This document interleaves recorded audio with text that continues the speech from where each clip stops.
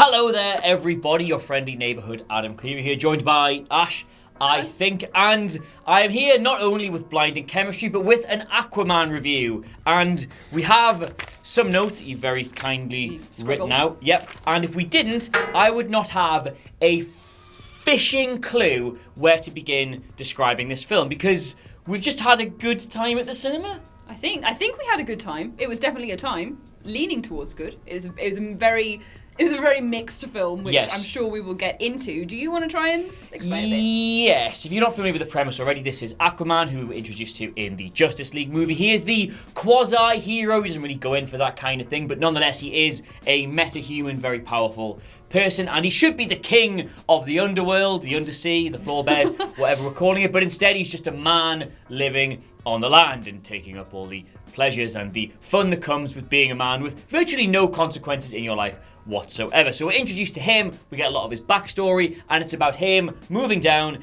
into Atlantis to become a very important person there. Now we should say from the outset, this is a spoiler review. We're not going to go crazy on the spoilers, but we're also not going to neglect them either, so we should have the little warning thing. So it's now your fault, basically. This is both a backstory and an origin story and a redemptive arc. We start with his family. Was that weird you out?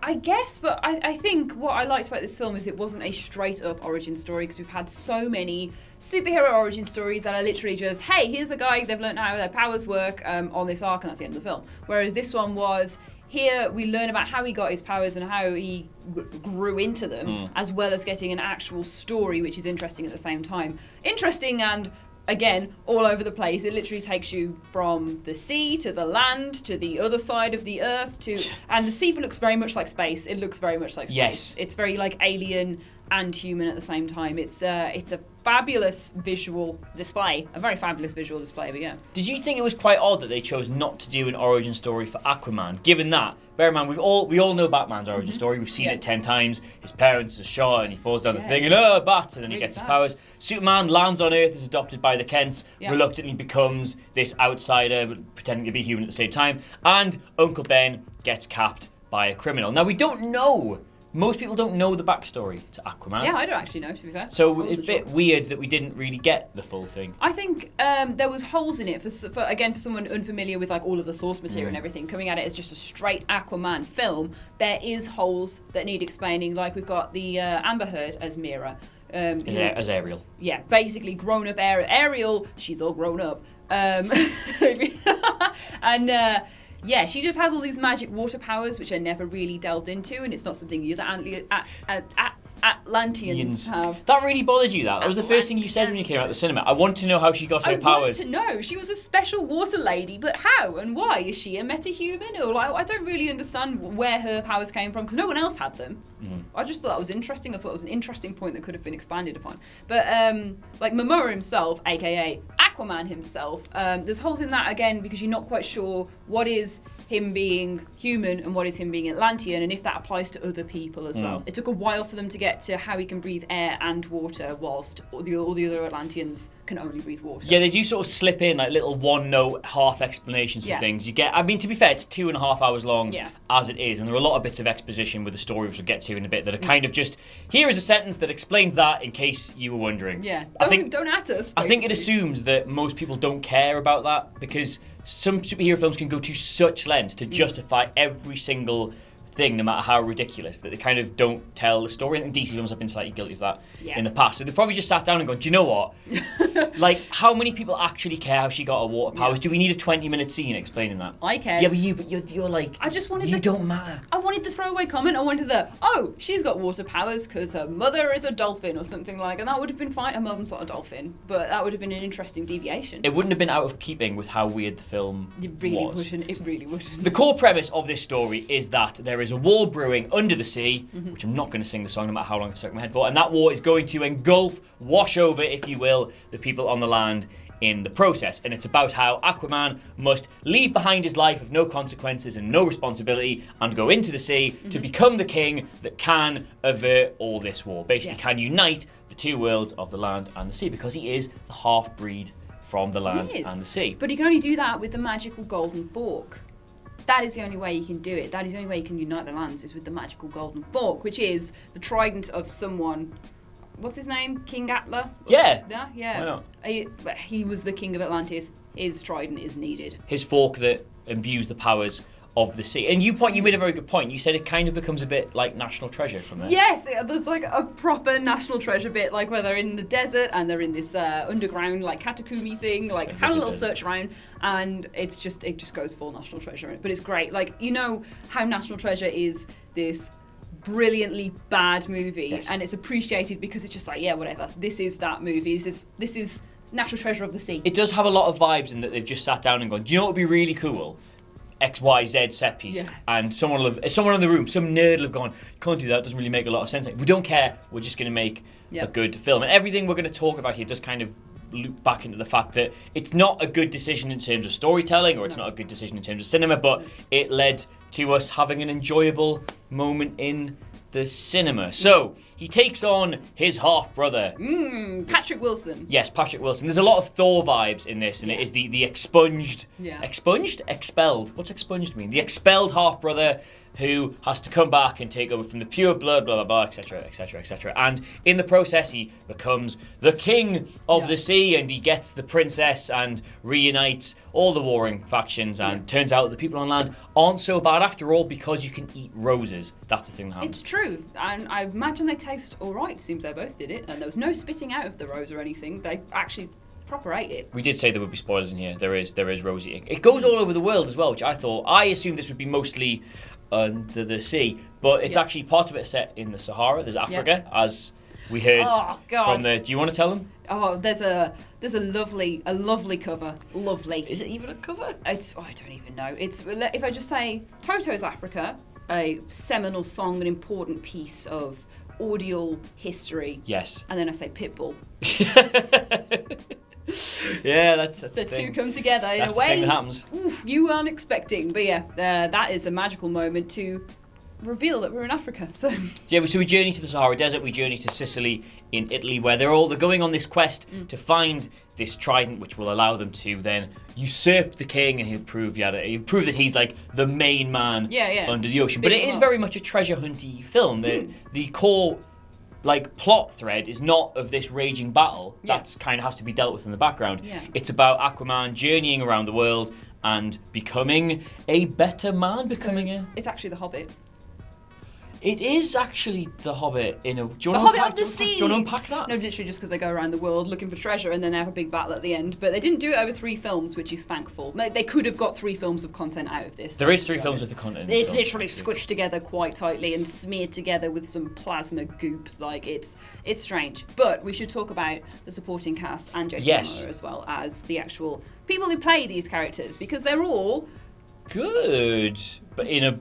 that noise. Yeah, they're good with a question mark on the end. Amber Heard, she's probably got the most screen time out of anybody else in the film. She's excellent, to be fair, I thought. Fine. Yeah, she's really good. She is really good. She is very good as the water mystic lady. She is definitely siphoned in love interest by the end of it, though. And we've got Nicole Kidman as the mother, who is just the mother. So those are the 2 female characters. Those are the 2 women in the entire film. Yeah. There are 800,000 sharks. Yeah, there's lots of sharks. To be fair, half of them might be girl sharks. Yeah, to be fair, we don't know. But those are the female characters basically covered. Of all the humans given dialogue, there are 2 women. Yeah. And one of them is there as purely the love interest, and one of them is the mother. There's a very disgruntled Italian lady at one point.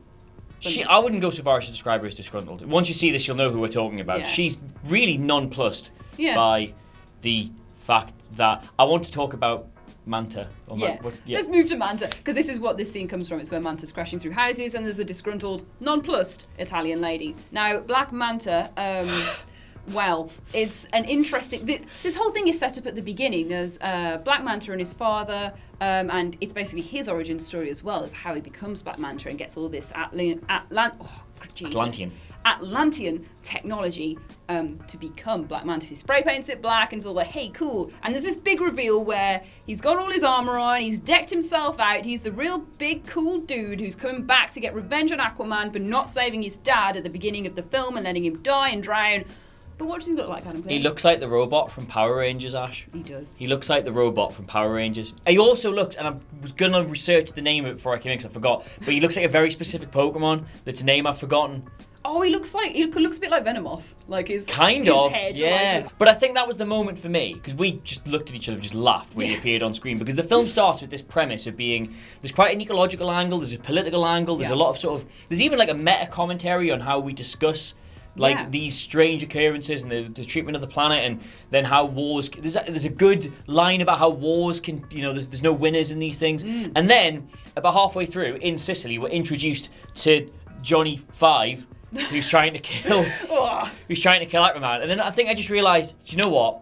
They're not trying to do that. No. They've given up on this premise of it being a great film and are just trying to make a big, dumb, fun movie. And here's your big, stupid, quasi-antagonist with laser eyes. Literally, the Cyclops, I keep saying, of the sea! What is it? The chicken of the cave! The chicken of the cave? The fish of the sea, the swimming of the sea. There's a reference in there somewhere. Put it in if you know it. But he is the strange mantis man.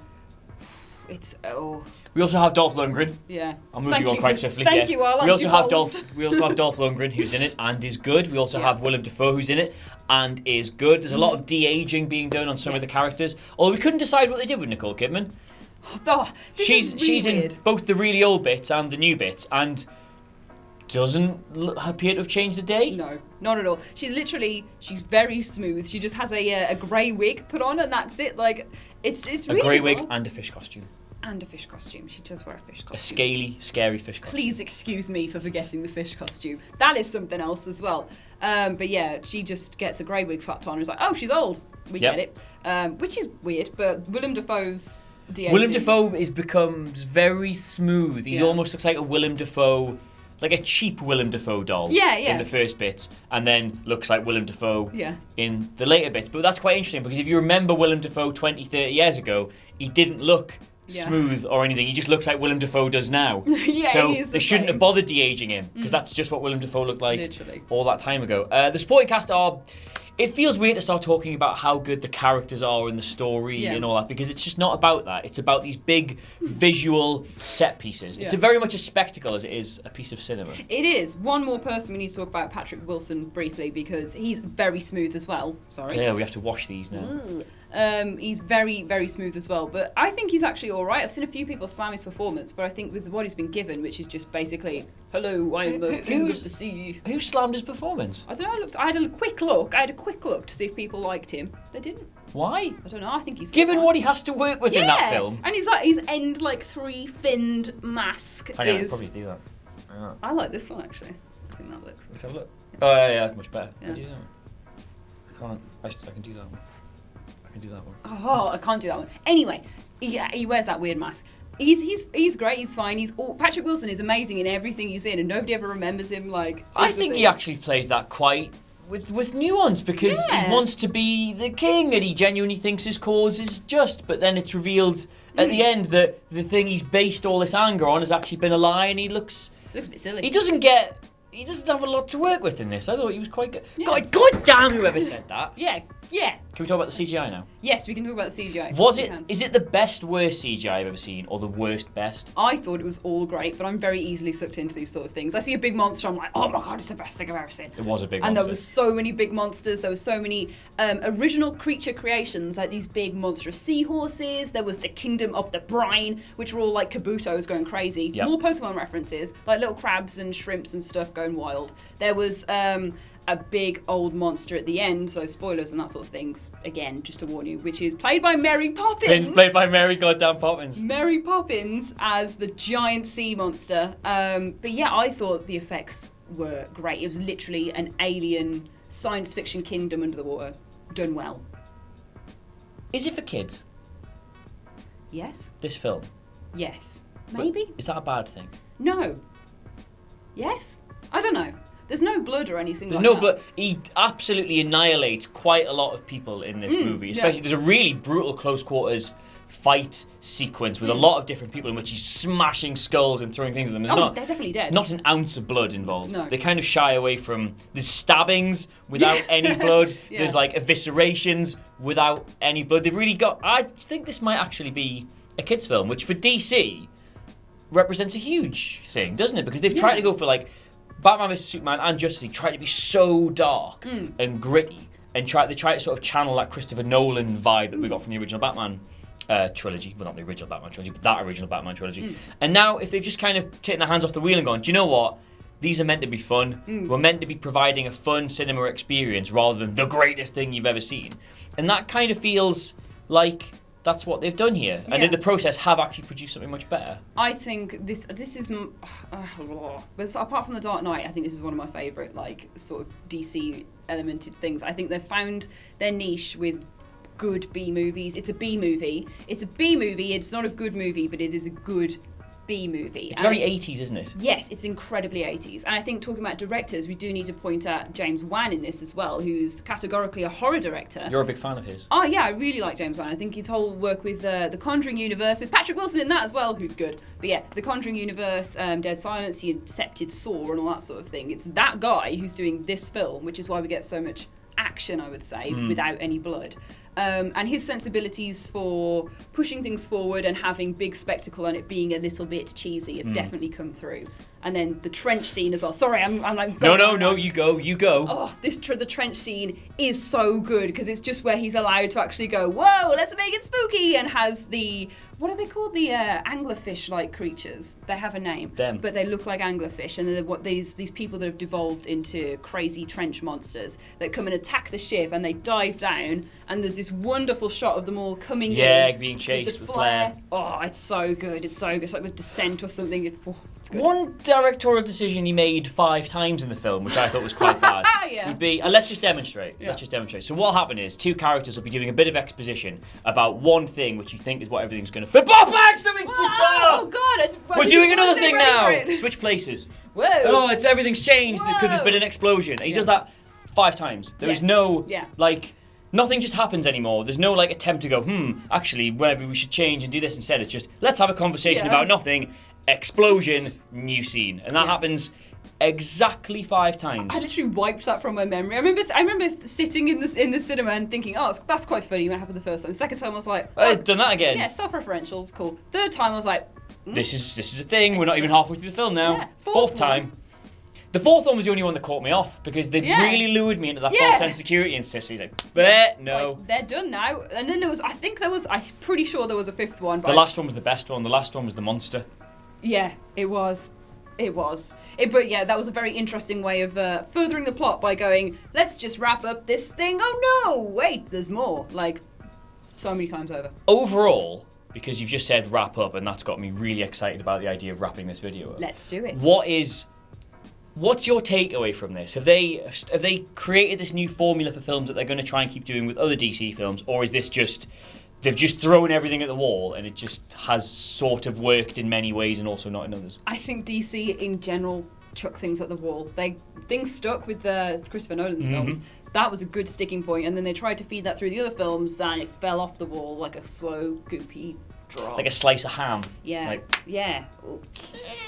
And then with this film, it's very much like, let's take it retro, let's go 80s, let's inject some Marvel humour, let's try all these things, but in our own way. It's very much still a DC film rather than a Marvel rip-off film. And again, a bad movie done well. Yeah. Yeah. A bad movie, but a good time. Yeah, exactly. And I think that's where they need to be. I think they need to look at all these crazy monsters and stupid National Treasure plot lines and real hammy, cheesy, emotional pulls and go, right, that's it. That's our brand. That's 1980s old school superhero films. Let's just do that. I couldn't possibly look somebody in the eye and tell them that is a good film. Yeah. Because it objectively isn't. A lot of it doesn't make any sense. Yeah. The plot is all over the place. Yeah.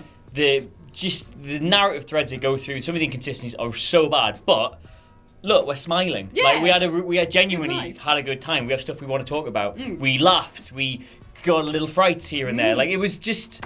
It's bad. It's so bad. But go and see it because it's actually a good time. I even actually got a bit emotional at the end. I don't know if I'm just like really... I don't know what was going on with me. But you jumped out of the sea. No, when spoiler, but when Nicole Kidman came back and she was at the end of the dock. Oh yeah. Yeah, because the whole thing is that his dad has been waiting for his mom to come home, and he goes to the end of the dock every day at sunrise. He's like, oh, she come back to me, and she does, and it was really nice. Did you think it was kind of cool how she wore the outfit she wore the day they met? Because can you imagine doing that after like 30 years for somebody? Yeah. But what the other thing she had on was like this real crystal robe thing, which was very much like Mother of the Ocean. So she needed to go back to sexy catsuit one to be like, I've still got it. I would like, this is totally splitting hairs, and we have finished the video. This is bonus content for you. But there was 3 or 4 costume changes in which I could not have placed in my head how they changed their clothes. Yes. She was at the ball, and then she just wasn't. And then she just hoid her dress off and then was in a green catsuit. And then Nicole Kidman had been hiding out for 30 years in this place, and then all of a sudden was wearing a ball gown to fit like a dream. Yeah, it was strange. Also, bonus content. Bonus content. Not gonna say it. Not gonna say what it is. Just gonna say, look out for Journey to the Center of the Earth. Like, that's enough. That's all you need to know. Yeah, there's a Jurassic World cameo. Yeah, a huge Jurassic World cameo in this. Oh, jeez. Look out for that. It's good. Think about it and enjoy it. Anyway, I'm going to stop this video from happening now. Thank you very much for watching our review of Aquaman. What are you giving it out of 10 fishes? 10 fishes? Oh, ooh. It's hard, that. Simon said it was a 0 fish or a 10 fish film, which I kind of agree with, but I think I'm going to give it 6 fishes. It's a zero fish film for me, but it is a 10 fish recommendation. Yeah. I think I'm going to go with 6, maybe 6.5 fishes. 6.5 fishes. 6.5 fishes. I don't know. I'm really stuck on it. Again, bad movie done well. I can't actually sit here on any sort of, like you say, you can't sit and look someone in the eye and go, yes, please. Good that, because it's not, but it's fun. 6.5 fishes, so like 5.5 fishes. 5 salmon. Yeah. And like 10 of anchovies. Yeah, 5.5 fishes. 6.5 sounds too close to being good. Yeah. 5.5. Perfect. Thank you very much for watching our 6.5 fishes Aquaman review. 5.5 fishes Aquaman review. This has been Ash. Say goodbye, Ash. Knocked a fish off. The 6. Anyway, yes, thank you very much for watching our 5.5 fishes Aquaman review. This has been Ash. Say goodbye, Ash. Goodbye, Ash. And I've been Adam. Say goodbye, Adam. Goodbye, Adam. Don't forget to like, share, and subscribe. You can follow her on Twitter. It should be there-ish somewhere. Me on Twitter should be here-ish somewhere. Whatculture on Twitter. It's always up there, and it's brilliant. But in the meantime, yes, this has been the Aquaman review. Yeah, we're almost at the end. Yeah. We're getting there. See you later. Bye. See ya.